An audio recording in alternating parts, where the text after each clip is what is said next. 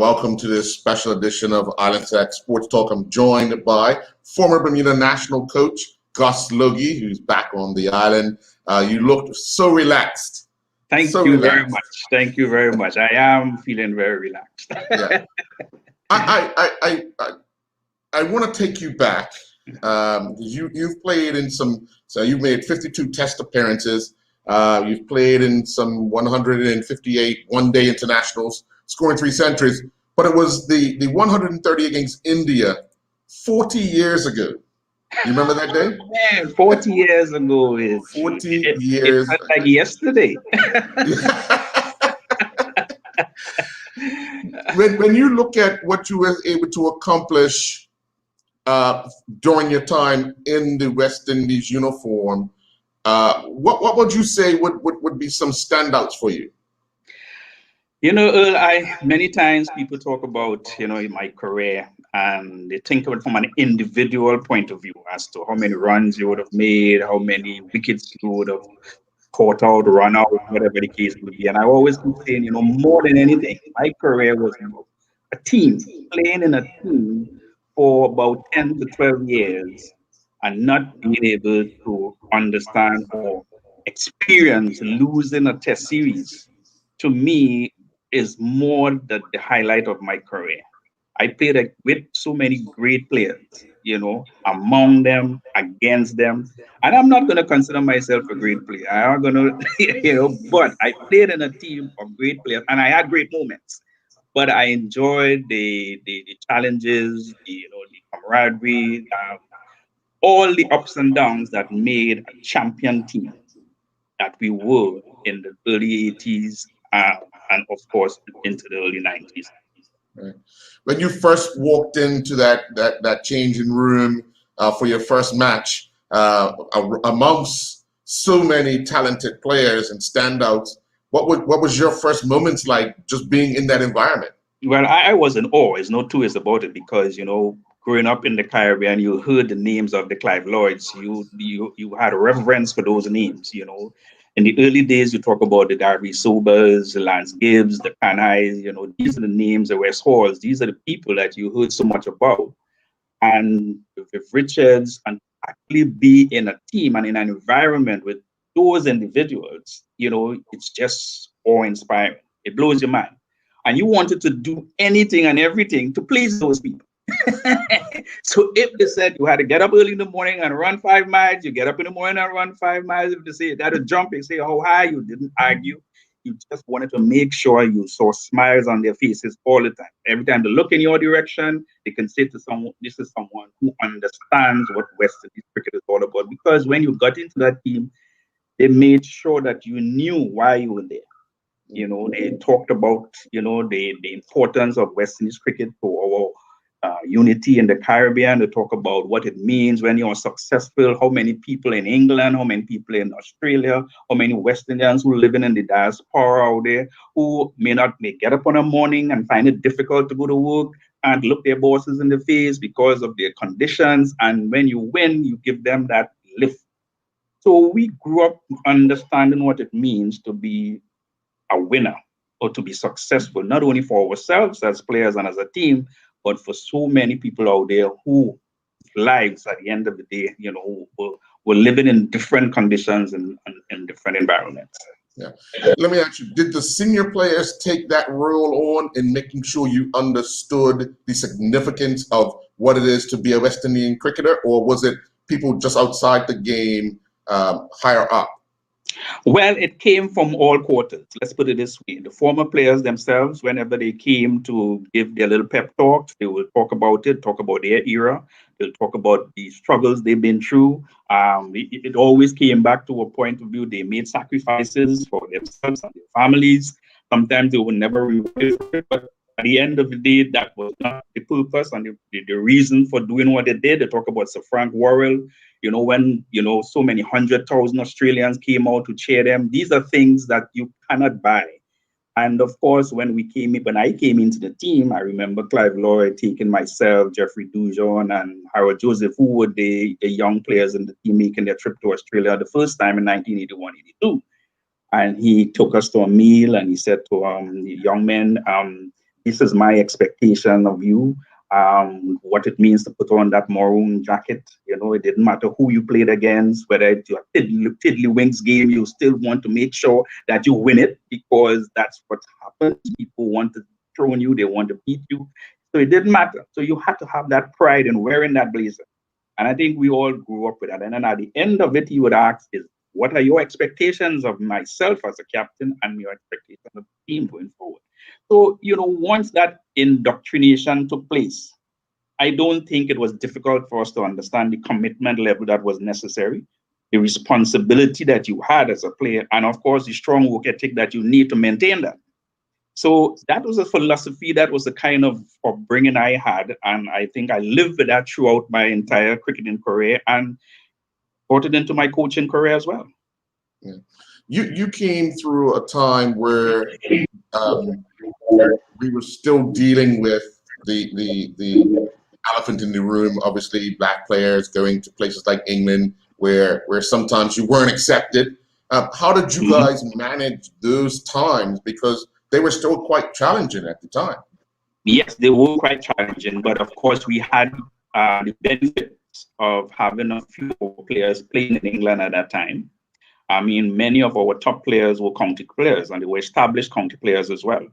Some of them will tell you stories. You will sit and you say, how did you deal with that? And they will then tell you how they dealt with it. They will tell you how they dealt with it in a diplomatic way at times, and of course in a non-diplomatic way. It's depending on the individual you speak to.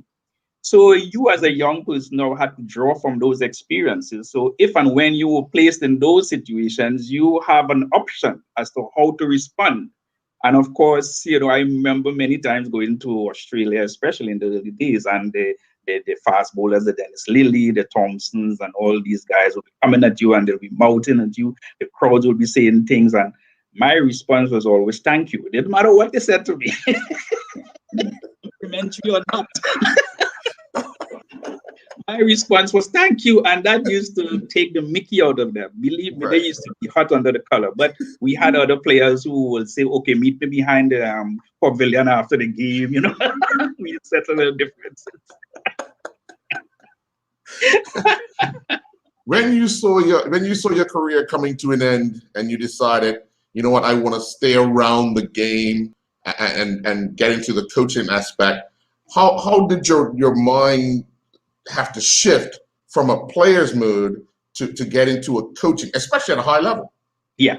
Well, I think for me, two things happened. I got into a vehicular accident possibly a year or so before I decided to call it quits. I had a broken arm. And I remember the surgeon had to put what you call one of those pins in my right arm. Mm-hmm. And it's funny enough because you think the surgeons will get it right. And I was told that it was the radius bone, if I have it right, that was broken. And of course, the radius bone had a curve. But the surgeon decided to put a pin that was straight. I lost a bit of mobility, I would say, in my right arm. Uh-huh. And up to today, I still have issues with getting it right or wrong, as I used to as past. And so that in itself told me that, hey, you're never going to be the same. And maybe you have to start looking at alternatives. So that in itself happened. And as it happened, your mind then starts to look at life now after cricket. But while in the game, in the early days, I think coaching came naturally to me, I would think, because most times we go on tour, they will always ask players to come and do a session with youngsters, be it, at the schools, some clubs. Sometimes the youngsters will come to, our training sessions and you will have a chat with them. You will talk about your life, you talk about how you got into the game, and you talk about some of the skills that are needed. So you sort of enjoy doing that, and that interaction sort of build your own confidence in dealing and communicating with individuals. So that's very, very important as far as coaching is concerned. And then, of course, along the way, playing in the leagues in England, it was mandatory at one stage that you need to have a coaching certificate in order to be a professional in the leagues. And that sort of piqued my interest as well. Myself, people like Roger Harper and others decided to go and do these courses as well in England. So we qualified ourselves outside of the fact that many people felt have you played at the international level, there's no need to be qualified. And I think, it's something that I never agreed with. But at the end of it, that's just me, And I remember a story I had when I was in Australia coaching after I retired. We had this dinner, and two former players, a guy by the name of, if my memory serves, Frank Tyson, remember talking to me and was saying to me that he was actually doing a particular job in Australia right now that was supposed to be Cigarfield Sober's job, because it was about technical development of young players and coordinating the coaches and different things. But they wanted Cigarfield to be certified, at the time, and I think Cigarfield wasn't too impressed with his talking about certification. He mentioned to them that his certification was over 8,000 test runs and plus, So, so at the end of the day, you felt, look, having the certification cannot hurt. It can only add another string to your bow, and with the experience of having played the game at the highest level. So that's how I got into it at the end of the day. And, it was an easy transition when I retired going into Australia. I went back to Australia. I did some, night studies as well, trying to do some business management and also some public relations work as well in Australia, just to make sure that I had a few other things going for me if I do need it. And the opportunity in Australia was there to coach in the South Australian Cricket Association. I did a lot of that. We went into all the schools and the districts, which was so coordinated. You will go to one school, you spend a half an hour, and then you move to another school, you spend another half an hour. And then in that area, you may have 5 or 6 schools. And the interest was so, intense from so many people at so many different levels. So, and that is something I think, maybe in the future we need to look at going forward, at how do you coordinate, the Ministry of Sports and the Ministry of Education and stuff like that to get it into the school, because that's where it started. In Australia, more so the schools were, just into the sports a big way. And most of the young students having the combination of, the skill and the education, I think it made for certainly a much more rounded athlete, if you want to call it that. Yeah. When you got your first coaching job internationally, what were some of the things you looked at when applying for those jobs? What are some of the things you're looking at to see if it suits you, your temperament, your everything that makes you the person you are? What are you looking at before you actually apply for that job? Well, even before I applied, my first job was such that I wouldn't say handpicked, if you put it this way. I was in Australia at the time. I was living there with my family. And I remember I had just gone past 35. And one of the things we had in the Caribbean, once you were playing for West Indies cricket, you had what you call a provident fund. And it matures at 35 years of age. And while I was in Australia, I got a call from the then CEO of the board, Mr. Stephen Kamach, God bless his soul. And he said to me, Gus, you are 35 now. You have this provident fund money. What do you want to do with it? Do you want us to reinvest it? Do you want to have it at the case may be? And at the same time, the conversation went from, well, are you going to continue to put your 10% in? I don't want to tell you what he said, but and he talked about the fact that the information they received that I was doing all this coaching in Australia and so on. So why don't you then come and transfer that knowledge back to the Caribbean?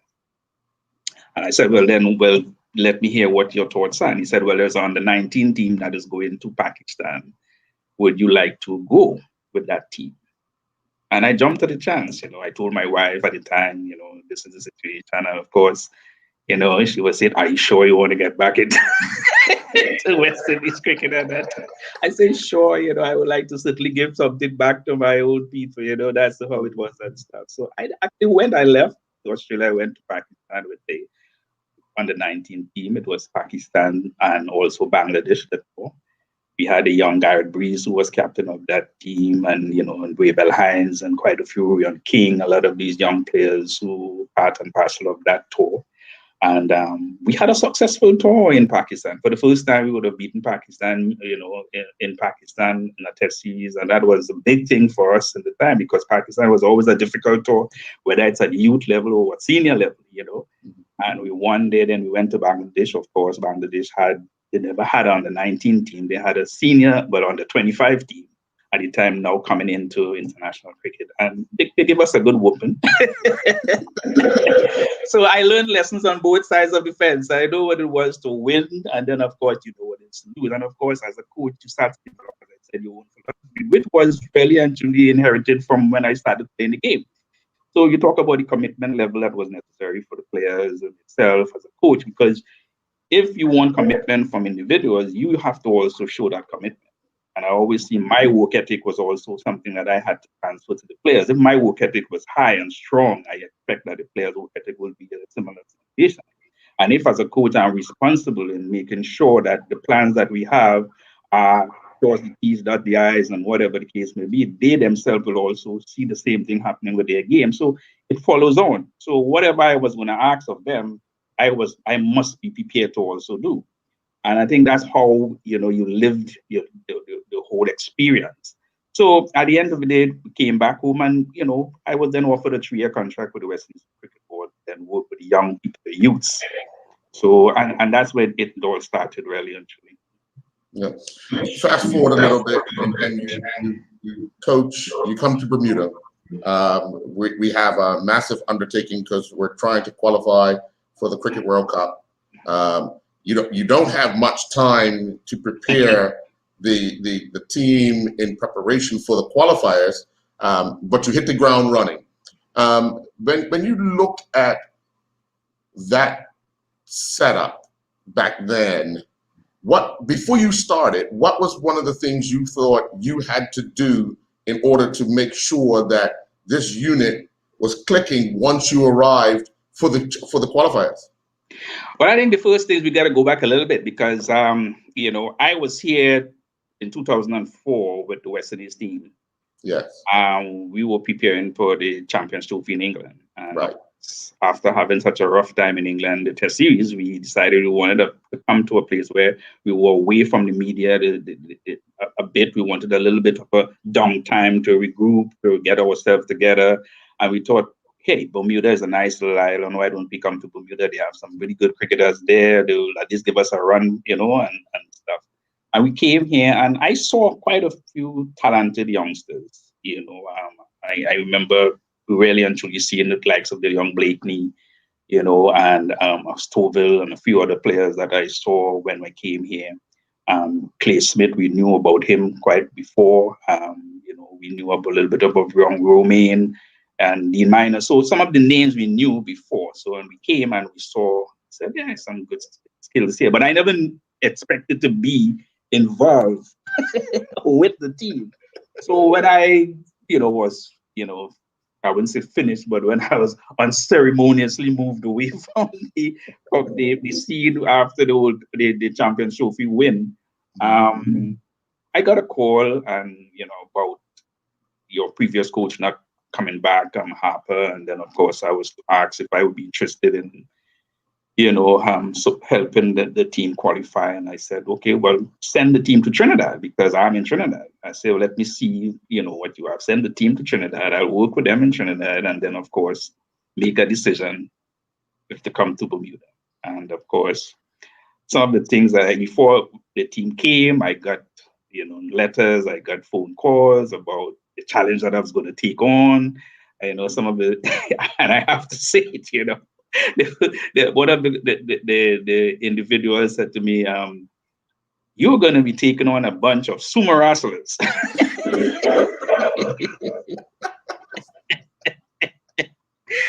And I said, okay, let me see. When they came and I met them and we chatted, the first time I remember Irvin Romain, and I asked after if anybody had anything to say, after I outlined the program we had, what we're going to do, how many of you believe that you can, make it to the World Cup and, so on and so on.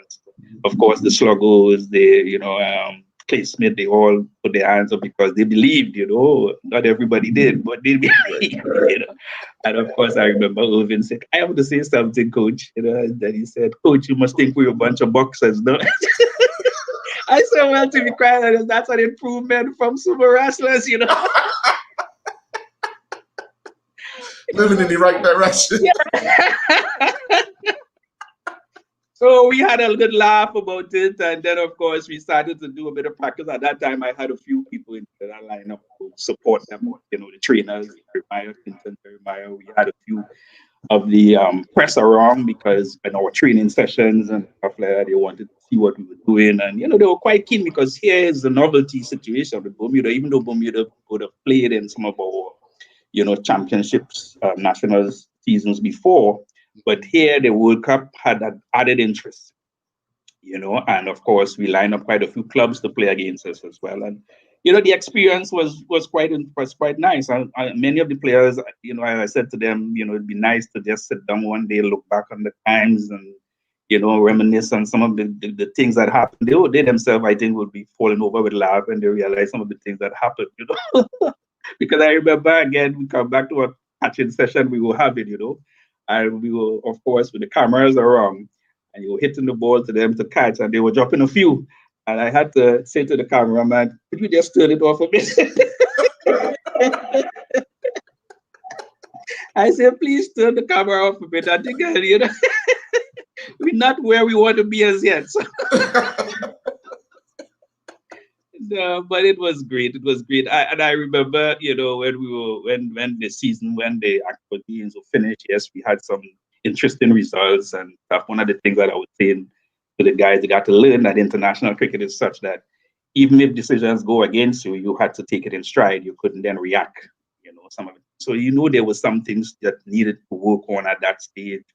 And I think when we were coming back to Bermuda, I knew some of the players said they are taking a bet, that I would be coming.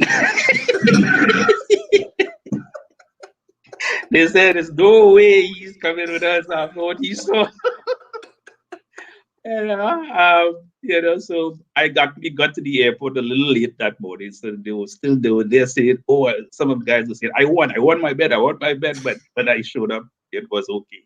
So I knew we had work to do, and they knew that as well. And I think there was no way getting away from it. I said to them, look, if you believe strong enough, you have the will to work.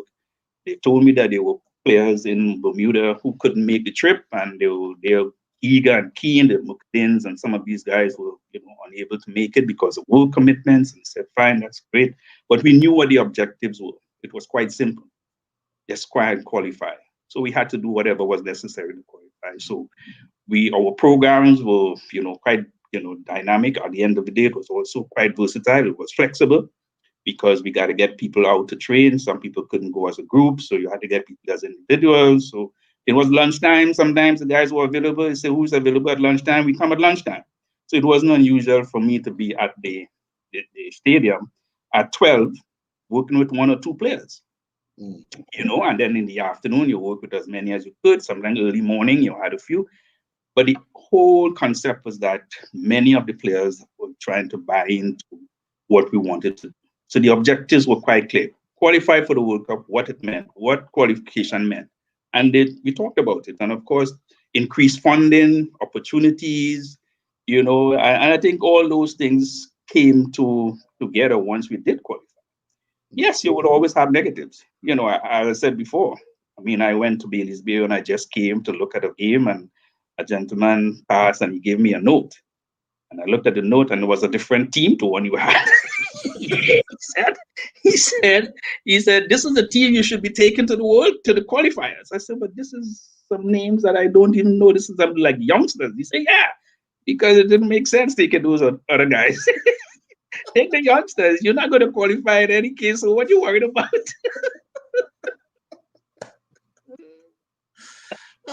It was interesting. Yeah. When you guys arrive for the qualifiers, you're looking at the schedule, and you want to try and get off to a good start. Your first game, I think you lost the first game, if I'm not mistaken. Ireland, we played Ireland, yes. And we all know, I know you would have learned this from being around the guys. We don't react well when we go down. Yeah. But obviously, the message to the group stayed high to go to the next game and actually win it. So what was the work done in between those first two games that kind of changed that mindset for that period? Well, early, the work wasn't actually done there and then. The work had already been done in preparation Yeah. before. I think we would have been through some really tough environment at home, training environment. So mentally, we were prepared for whatever happens. And sometimes you tell people, what if? So you talk about what if this happens, what if this happens? And at the end of the day, you have to now create what will I do and say in those situations. So we would have gone through all the possible what ifs. And in fact, that first game, we had an injury to play. Yes. You understand? He was captain and he was injured. And that is your big player being out of your first game in a qualifiers. Hmm. So it meant somebody had to step up, and Gennaro did. But the point is that I think we were prepared for anything that came about. And it came about long before they actually got on the field of play there and there. It was just basically the finishing touches. I mean, I remember the night we arrived in Ireland. In fact, before arriving in Ireland, we had our itinerary planned out and it said, we're going to get into Ireland. The flight's going to get in about 8, 9 o'clock at night in Ireland.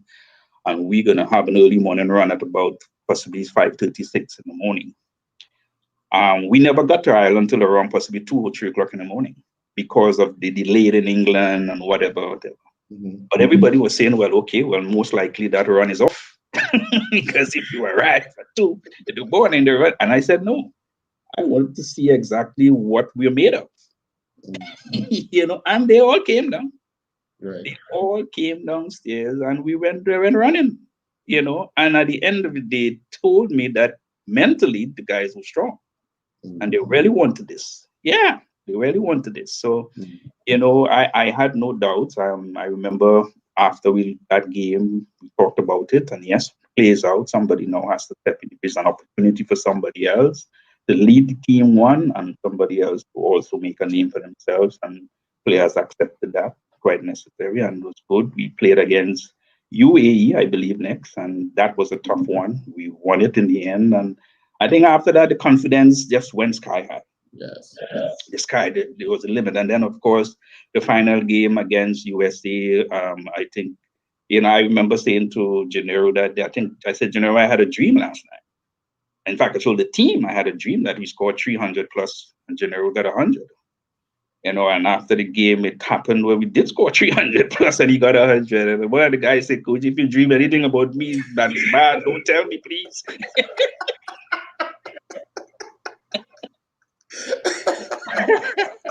But like everything else, it's sad because the effort that the players put in to achieve that, I think would have been lost on so many people because a lot of people remember even Bob Simpson. He was the coach of the Holland team, the Dutch team, which had not actually qualified in the beginning. They had to play a playoff. Right. And saw me at the hotel. He would say, "Oh, you're lucky." And I said, "Yeah, man." I said, "I'm disappointed in you to say that. How could you say that? You are all people as Australian will know that preparation is very important. Not just about luck. You make your own luck, and stuff like that. But at the end of the day, that's just human nature, So, but we were really actually in a good space there. Yeah. So once we qualify, there's a bigger challenge now because you have amateurs trying to prepare to play amongst professionals. Yeah. And that actually trying to qualify because everybody's pretty much on the same level to qualify. But then now you're trying to prepare for the actual World Cup, which is a bigger task in itself. Yeah. How different is it when you're trying to do a team, say like Bermuda or Canada, as opposed to preparing the West Indies who have their players playing all year round and available to you? And that was a challenge in itself. I think, we only started crossing that bridge when we actually got past the qualifiers and we realized what was necessary. Then you felt that you needed a lot more support, and the support then had to come not only from the cricket board and the technical people, but it meant the whole society. We talked about it many times. We need the society to come on board. We need them to embrace this. It's not just the 15 players or 16 players alone and staff. It's everybody has to be involved in that. The support must be there. Confidence level must be high. Must, build them up to such a level that yes, they can. The government involvement was great. Because without the finances, it made it very difficult. It means we had to improve facilities. We need to get players now training regularly. It means they had to be eating right, they had to be drinking right. It means that cost money. It means that get proper equipment. All that cost money. It meant we had more competition to attend. So that all those things cost a lot of money and time. And I think you know here in Bermuda that time is time is money. Right? So we had to find a way of how we can get the players to be at least in a professional setup mindset at the end of the day. And it meant that some players, you had to take them out from the job. So it meant you had to reimburse them, you had to pay them. So then, and we went into so many different scenarios that I don't know at the end of the day if we actually got it right in terms of how we were able to compensate people, because you had people from different scales in the setup. Do you pay players on the skill level, or do you pay players because their job spec is such that you had to then take them out from it? You are a teacher, you are your accountant, as opposed to someone who might be, a layman, a carpenter, or something like that, but integral to the team. So I think that was in itself a little difficult to do, and we would have lost a little bit of momentum in that area. Yeah, we play. We don't do as well as we would have liked to. I don't think too many people would have been surprised with the results. But when you look back at the performances at that level, when you're talking about an associate taking that step to those great heights of making the World Cup, what do you think will be a level playing field for the ICC to do to ensure that we can close that gap? Yeah. Well, I think when we actually did qualify, I felt it was a great opportunity if we had come together and really put a lot of systems in place and tighten up, because we needed to make sure that the continuation was there. We knew that some of those players didn't have 10, 15 years in them, after that. So it meant that the level below that needed to be strengthened. So the under 19s.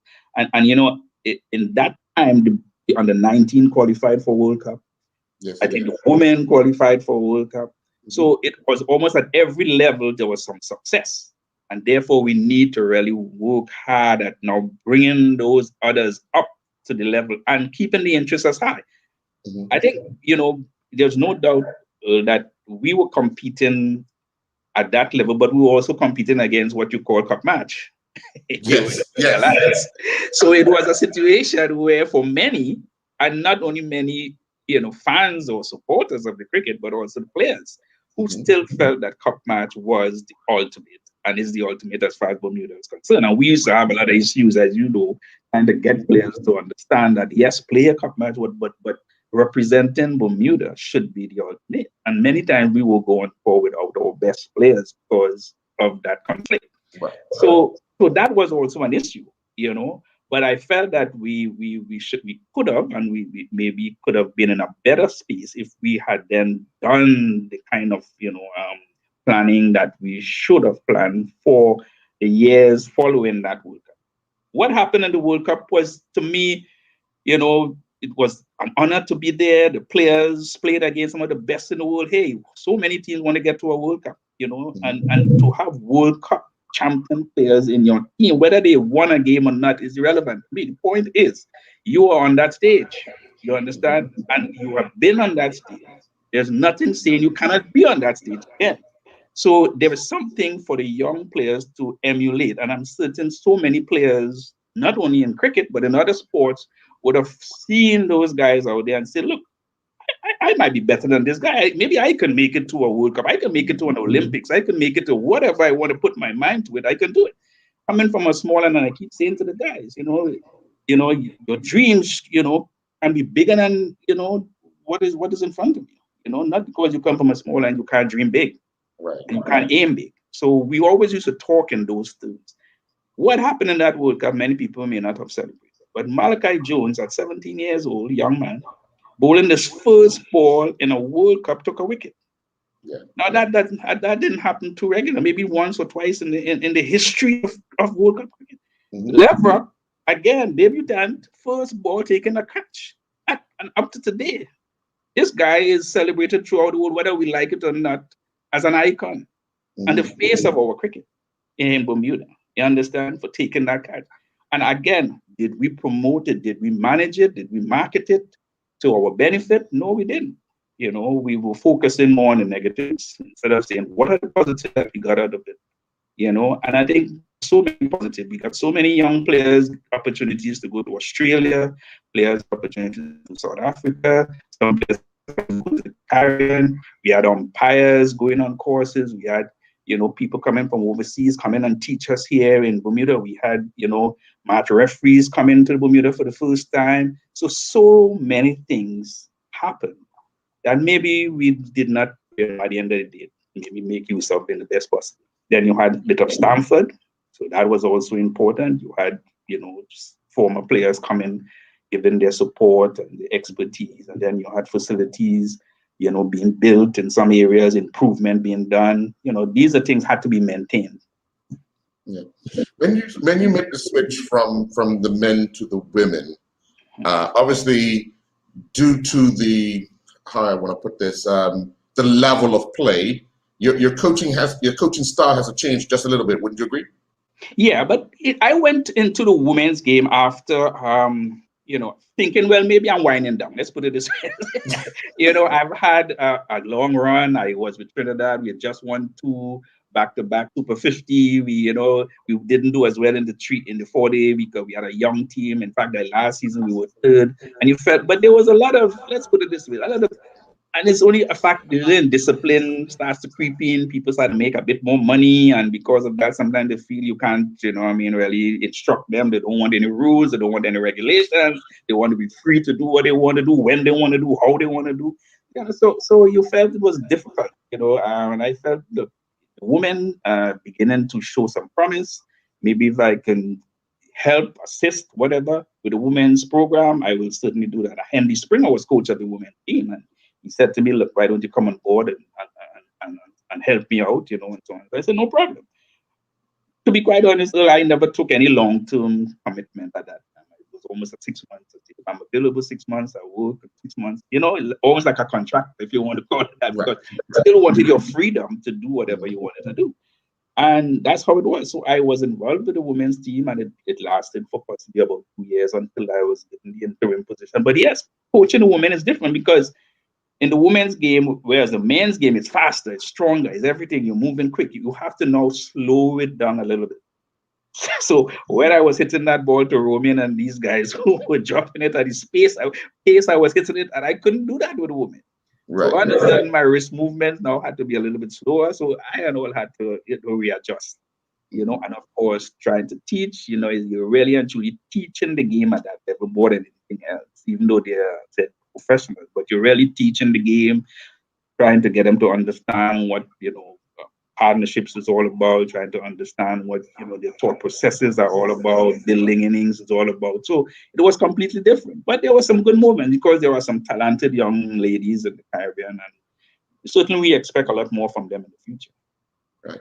How difficult is it, even when you were coaching the under-19s or the West Indies themselves, how difficult is it when you have so many different players coming from so many different islands, training together, organizing a training session together, organizing a team bonding session together when they've got other commitments in their respective islands?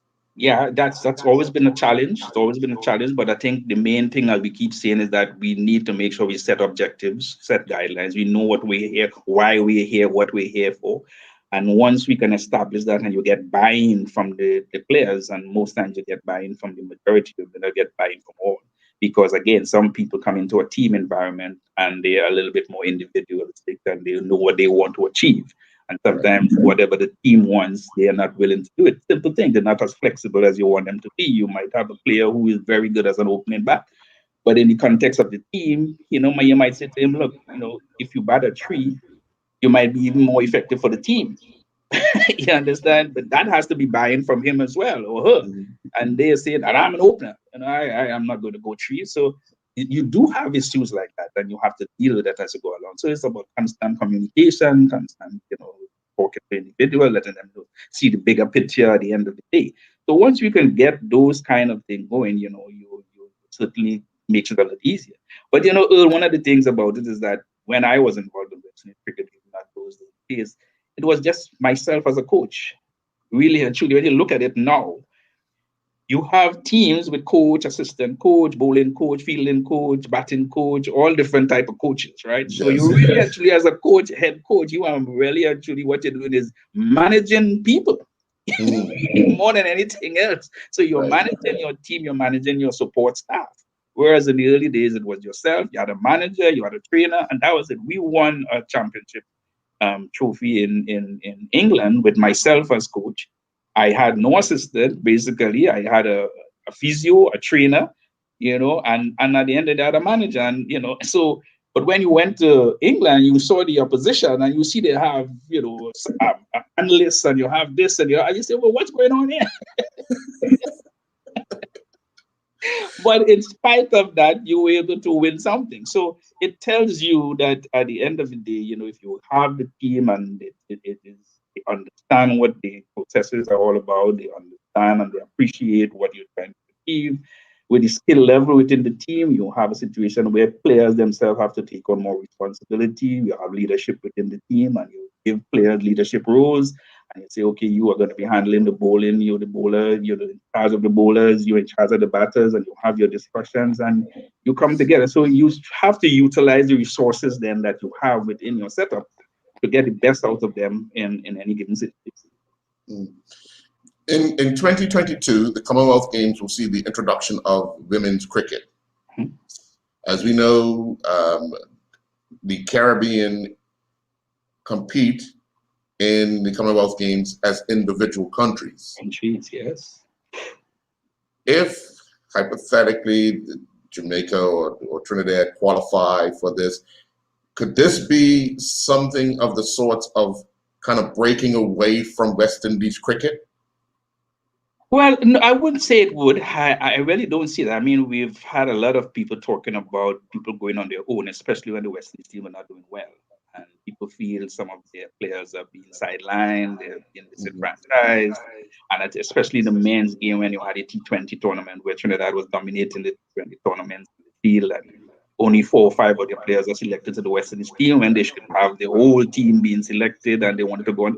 It's really a short sighted view, to be quite honest, and I don't think it will hold much water. I think it may be an exception for tournament in like the Commonwealth Games where countries, but I still feel that West Indies cricket will live on.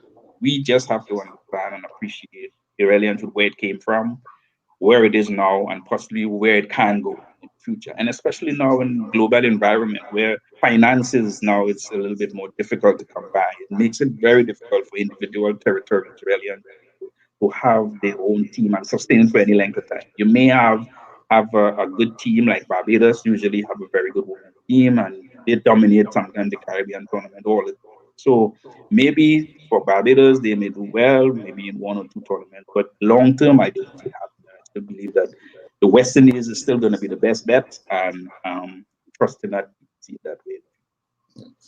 Are you a bit concerned with the lack of development in these countries when it comes, especially on this side of the world, when we want to introduce multiple players? Because we always have a rising star that's naturally gifted that can handle themselves, but we're falling so far behind when we come to developing at a young age because of the introduction of all these limited overs. And in the mindset is you got to get these runs in these overs and you've got to do this in these overs. So when the development part is kind of thrown out the door, is there some concern there about that? Yeah, there is concern, but again, the formats that we are going to be playing, let's put it, I say we, I'm talking about possibly in the Americas. The formats will always be limited overs cricket. You will hardly have possibly what you call test match cricket playing in these countries. So you're talking about 50 over possibly or T20. Now, T20 seems to be the flavor of the month. It seems to be the format of choice of so many young people. And all because of the time, it's very short. And of course, as the young man said to me, I don't need to be as fit to play T20 as I would need to be play 50 over even 40 cricket. I bowl 4 overs and I'm cool. I hit 2 sixes and I'm a star. And of course, there's quite a lot of money involved. So it's quite lucrative. So they can't, it's a career path for so many people. So I think the focus then will have to shift. And how do we then produce possibly some of the best T20 players in and around the associate world to compete not only among ourselves in the Americas, but also to get into some of these T20 leagues, these franchises out there, because that's where it is. You get 3 or 4 of your players playing in the franchise, whether it's the CPL, whether it's the IPL, whether it's in terms of the Lanka Premier League or the Pakistan Premier League or even the Canadian Premier League. And they can get that experience and bring it back. And others can see that that is an avenue, and I can get there as well. And if you get 4 or 5 or 6, and honestly, you have a very strong team. And if you could build on that and you get into the Caribbean playing against now Jamaica, the Barbados, the Guyanas, you're getting more and more experience. And I think that's what people want to see eventually. You got to make sure your standard is raised. And the only way it can be raised is by getting your players out there, playing in the leagues, whether it's in England, whether it's in Australia, wherever they are, coming back and then, passing on that knowledge to your players here locally. Yeah. We often hear of so much disharmony between players and the West Indies Cricket Board. In your view, what needs to be done to make sure that you're always going to have family squabbles? That's not going to go out the door. But how do you think some of these matters can be dealt with instead of being so public? Yeah, well, I don't know that it won't get out there. I think everything you do now, if you sneeze now, it's on camera, right? People walk around with all these fancy gadgets all over the place to make sure it's news. Everything now is news and it makes money and it get out there, whether good, bad, or indifferent. I think it's. But I think we continue to talk about education. We continue to talk about communication. How do we communicate with each other? What do we respect about each other? That's going to be important going forward. That respect has to be high on the agenda. I respect you, you are administrator. I respect you as you are a player. And the both of us have to understand that we are valuable to the sport and we need each other. You understand? At the end of the day, it cannot be on one side only. It cannot be that, you're giving, and you're not prepared to take and you're not prepared to do anything. So as players, the players have to understand that they also have to give and take. They cannot have it all their way at the end of the day. And of course, the board will also have to understand they got to be as flexible as possible. If you want your best players to really actually represent you, you have to also communicate with them. You have to treat them well. You have to respect them. You have to, understand when they are unavailable for whatever reasons, and not, at the end of the day, try to find, the reason that the only one. There are other things as well. What we see now in other countries, people are leaving tours and going home because their loved one is having a baby. People are leaving tours because they want to get married. So all these things are coming into play now, that you have to be flexible and not look at it as they're not committed to playing for us. But going forward, we are hoping that with this new president, I think the technical director, Jimmy Adams, they have reached out to so many of the former players in the last year or so. You've seen some of them coming back in the fold. A young Dan Bravo is now involved in the team. We've had Dwayne Bravo being involved as well. You have a Pollard who's captain of the team. So Gale has played recently as well. So all those players, maybe 3-4 years ago, were in exile. Now they are back in the fold. What we are hoping that they can bring their A game, and the more successful the West Indies team is, I have no doubt you get more sponsorship, you get more people interested, and hopefully, the relationship will be a bit better. Yeah. And final question: you see that they're down in New Zealand now. Phil's got his hands full, trying to get them mentally back into some form of form. What do you think needs to happen for that team to be successful down there? Well, they are the ones who are actually articulating what they need to do. And I'm trusting that they can really and truly execute, because they're all talking about they need consistency, they need awareness, they need to understand that it's a team and playing for each other and understanding game situations and, knowing when to attack, when to defend. And so these are things that they are themselves articulating. And that's what the game is all about. It's about taking the initiative when it's given to you, or when you don't have the momentum in your favor, you try to gain it back by being confident, by staying the course, by being disciplined in your skills, execution. So these are things that has to be done, but it cannot be taught. You got to do it. You got to get out there. You got to hit the yards running. If you're not fit, you got to get fit. And, the level of fitness that, so many teams now have it's no secret. And they have trainers with them, they have psychologists with them, they have all the different people to support them. So the players now need to be committed. They got to know that my commitment is what is going to take me from point A to point B. They got to be responsible in their outings out there in the middle. And at the end of the day, they got to know what has to be done from at each stage of the game. So the communication level has to be as high as possible. And at the end of the day, there's no excuses. You cannot run and hide anyway. Yeah. Well, Mr. Logie, I want to thank you for your time. This has been enlightening. Thank you, man. I've enjoyed. I always enjoy talking with you. And you stay relaxed because you really look. Yes. And stop signing up for competitive walking races. Yes, I have a bit more walking to do, and it's getting a little bit cooler, but I'm going to be there. Okay. Thank you you enjoy the rest of the Thank evening. you. Will do. Okay. Thank you. It's a pleasure. All right. Take care. All right.